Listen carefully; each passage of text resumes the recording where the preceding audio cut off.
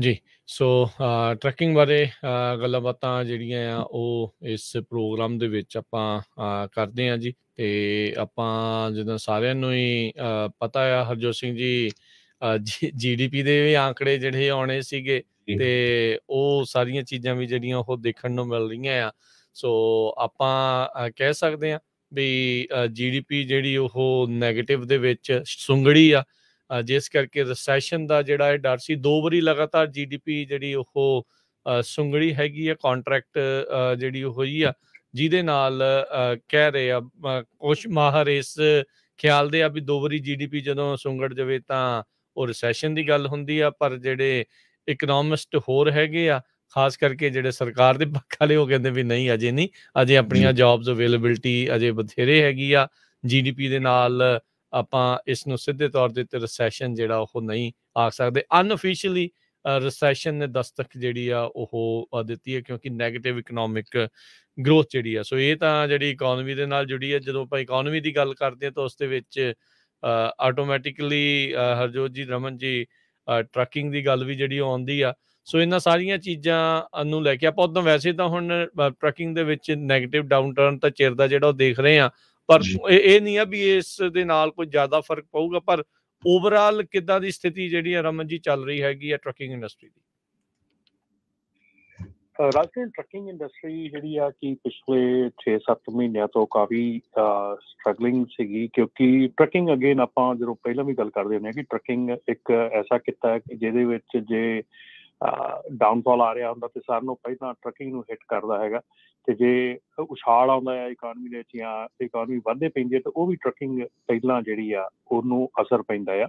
ਸੋ ਜਿਹੜੀ ਅਸੀਂ ਪਿਛਲੇ 6-7 ਮਹੀਨਿਆਂ ਤੋਂ ਟਰੱਕਿੰਗ ਜਿਹੜੀ ਮਾਰ ਚੱਲ ਰਹੀ ਹੈ, ਇਸ ਵੇਲੇ ਹਾਈ ਫਿਊਲ ਪ੍ਰਾਈਸਿਸ ਸੀਗੇ ਤੇ ਉੱਤੋਂ ਰੇਟਸ ਬਹੁਤ ਘੱਟ ਗਏ ਸੀਗੇ, ਉਹ ਇੱਕ ਇੰਡੀਕੇਟਰ ਸੀਗਾ ਕਿ ਆਹ ਜਿਹੜੀ ਅੱਜ ਆਪਾਂ ਗੱਲ ਕਰ ਰਹੇ ਹਾਂ ਇਹ ਆਉਣ ਦਾ ਇੰਡੀਕੇਟਰ ਸ਼ੁਰੂ ਹੋ ਗਿਆ ਸੀਗਾ। ਸੋ ਟਰੱਕਿੰਗ ਆਬਵੀਅਸਲੀ ਸਲੋ ਡਾਊਨ ਹੈਗਾ ਆ। ਸਲੋ ਡਾਊਨ ਦੇ ਵਿੱਚ ਹੁਣ ਤੁਸੀਂ ਦੇਖੋ, ਜਿੱਦੇ ਆਪਣਾ ਨਕਲੀ ਦੇ ਇੱਕ ਤਾਂ ਪਹਿਲਾਂ ਕੀਮਤਾਂ ਬਹੁਤ ਵਧੀਆਂ ਹੋਈਆਂ ਹਰ ਪਾਸੇ, ਹਰ ਇੱਕ ਚੀਜ਼ ਦੀਆਂ, ਤੇ ਹਰ ਇੱਕ ਜਿਹੜਾ ਪ੍ਰਾਣੀ ਹੈਗਾ ਉਹ ਆਪਣਾ ਘੱਟ ਤੋਂ ਘੱਟ ਚੀਜ਼ ਲੈ ਰਿਹਾ ਹੈਗਾ, ਟਰਾਈ ਟੂ ਸੇਵ, ਹੈ ਨਾ, ਕਿਉਂਕਿ ਗੈਸ ਦੇ ਵਿੱਚ ਬੜੇ ਪੈਸੇ ਚਲੇ ਜਾਂਦੇ। ਇਸ ਕਰਕੇ ਲੋਕੀ ਜਦੋਂ ਤੁਸੀਂ ਸੇਵ ਕਰਨ ਦੀ ਕੋਸ਼ਿਸ਼ ਕਰਦੇ ਆ, ਤੁਸੀਂ ਮਟੀਰੀਅਲਿਸਟਿਕ ਚੀਜ਼ਾਂ ਜਿਹੜੀਆਂ ਉਹ ਘੱਟ ਲੈਂਦੇ ਆ, ਤੇ ਉਹਦੇ ਨਾਲ ਕੀ ਹੈ ਕਿ ਆਬਵੀਅਸਲੀ ਚੀਜ਼ਾਂ ਘੱਟ ਆਰਡਰ ਹੁੰਦੀਆਂ।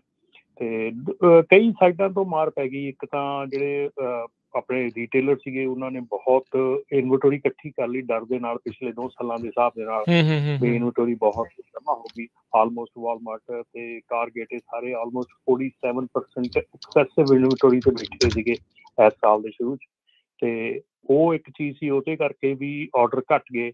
ਉਸ ਤੋਂ ਬਾਅਦ ਮਹਿੰਗਾਈ ਹੋ ਗਈ, ਲੋਕਾਂ ਨੇ ਆਰਡਰ ਕਰਨਾ ਘੱਟ ਕਰਤਾ, ਉਸ ਕਰਕੇ ਵੀ ਘੱਟ ਗਿਆ।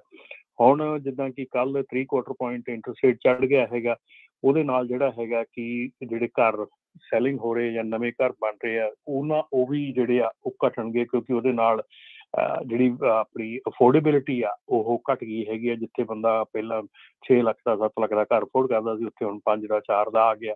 ਸੋ ਉਹ ਵੀ ਚੀਜ਼ਾਂ ਜਿਹੜੀਆਂ ਹੁਣ ਉਹਨਾਂ ਨੇ ਰਲਿਆ ਮਿਲਿਆ ਅਸਰ ਹੋਣਾ ਆ। ਇੱਕ ਬੰਨੇ ਤਾਂ ਸਰਕਾਰ ਦੀ ਇਹ ਕੋਸ਼ਿਸ਼ ਹੈਗੀ ਆ ਕਿ ਜਿਹੜੀ ਇਨਫਲੇਸ਼ਨ ਹੈ ਉਹਨੂੰ ਡਾਊਨ ਰੱਖਿਆ ਜਾਵੇ, ਇੰਟਰਸਟ ਰੇਟ ਵਧਾਉਣ ਦਾ ਰੀਜ਼ਨ ਇਹੋ ਹੀ ਆ। ਪਰ ਕਈ ਵਾਰੀ ਜਿਹੜਾ ਇਹ ਇੰਟਰਸਟ ਰੇਟ ਵਧਾਇਆ ਜਾਂ ਇੱਦਾਂ ਅਗਰੈਸਿਵਲੀ ਵਧਾਇਆ ਹੈਗਾ, ਇਸ ਸਾਲ ਹੁਣ 4 ਵਾਰੀ ਹੋ ਗਿਆ। ਸੋ ਜੇ ਅਗਰੈਸਿਵਲੀ ਵਧਾਇਆ, ਕਈ ਵਾਰੀ ਇੰਟਰਸਟ ਰੇਟ ਜਿਹੜਾ ਆ ਉਹ ਜਿਹੜੀ ਕੰਟਰੀ ਦੀ ਇਕਾਨਮੀ ਆ ਉਹਨੂੰ ਰਿਸੈਸ਼ਨ ਵੱਲ ਵੀ ਸਿੱਟ ਦਿੰਦਾ ਹੈ। ਸੋ ਧਿਆਨ 'ਚ ਰਹਿਣਾ ਪੈਂਦਾ, ਰੱਖਣਾ ਪੈਣਾ, ਉਹਨਾਂ ਨੂੰ ਕਾਫੀ ਕਲੋਜ਼ਲੀ ਵਾਚ ਕਰਨਾ ਪੈਣਾ। ਪਰ ਟਰੱਕਿੰਗ ਜਿਹੜੀ ਹੈਗੀ ਆ ਉਹ ਡੈਫੀਨੇਟਲੀ ਪਿਛਲੇ 7-8 ਮਹੀਨੇ ਤੋਂ ਹੀ ਹਰਟ ਕਰ ਰਹੀ ਆ। ਸ਼ੁਰੂ ਹੋ ਗਿਆ ਸੀਗਾ ਉਹਦਾ ਜਿਹੜਾ ਮਤਲਬ ਕਿ ਹਰਟ ਹੋਣਾ। ਸੋ ਉਹ ਇੰਡੀਕੇਟਰ ਹੀ ਸੀਗਾ ਕਿ ਆਹ ਜਿਹੜੀਆਂ ਸਿਚੁਏਸ਼ਨ ਅੱਜ ਆਪਾਂ ਦੇਖ ਰਹੇ ਹਾਂ ਇਹ ਆਉਣ ਵਾਲੀ ਸਿਚੁਏਸ਼ਨ ਦਾ ਇੰਡੀਕੇਟਰ ਹੀ ਸੀਗਾ ਟਰੱਕਿੰਗ ਦਾ।